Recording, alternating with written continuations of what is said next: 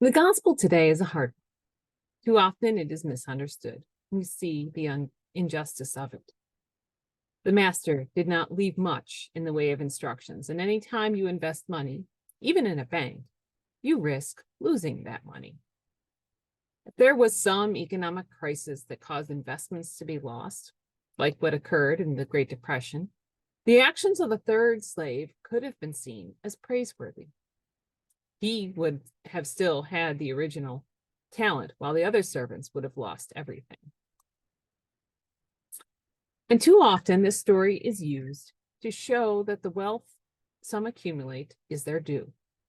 Every so often, I will see the results of studies circulating showing that if you give a rich person $500 in a year's time, they will still have that original $500 plus an additional $100 from investments. But if you give a poor person $500, it's going to be gone before the first 6 months are over.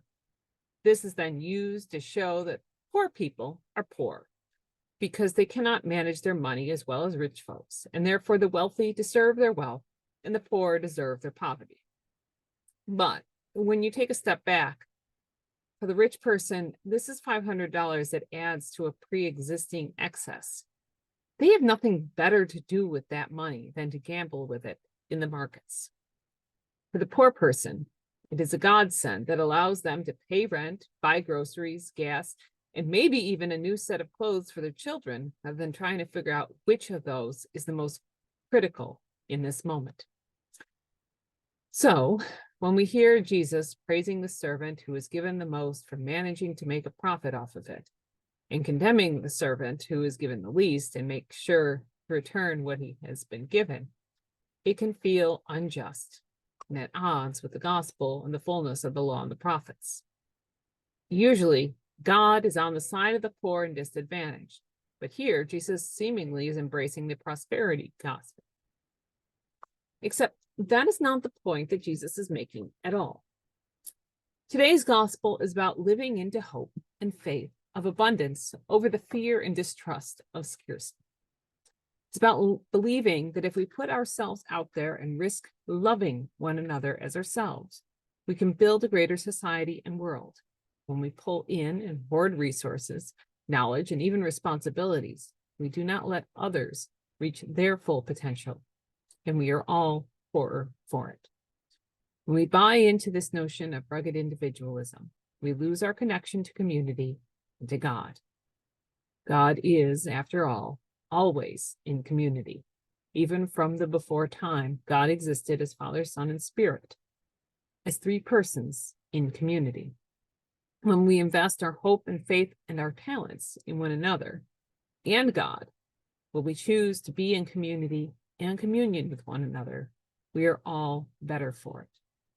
Even as we face a climate crisis unheard of in the historical record, though not the archaeological record as we discussed last week, and so much suffering and violence around the world, we also live in a world with prosperity never before seen in the entirety of humanity.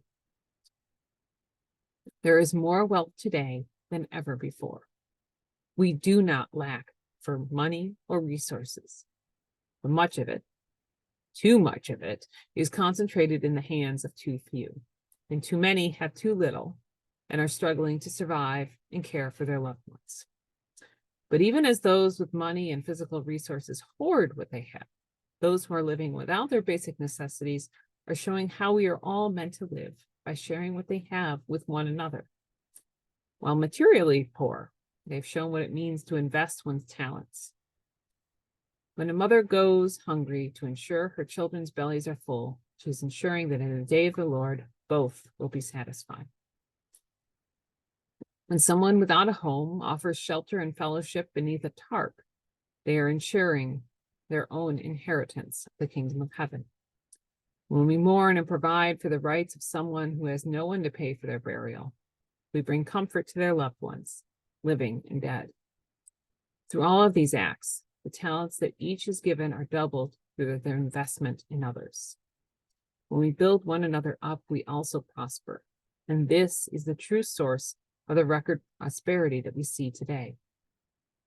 If you ever have the chance to join together with a team in a planning session in which there is respect and positivity, you know how ideas can flourish and something new is created that is greater than anything any one person or even each individual separately could have created on their own.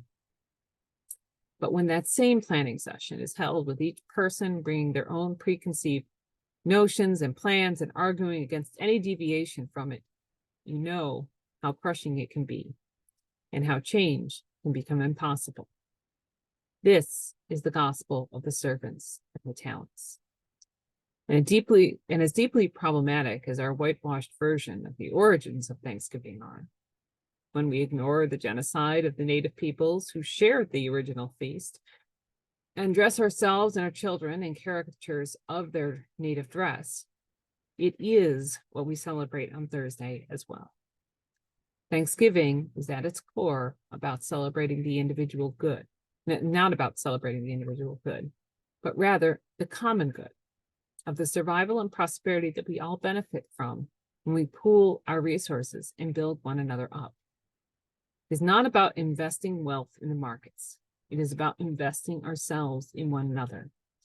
It is about having faith and hope in one another and in God and love for all creation and our Creator. Amen.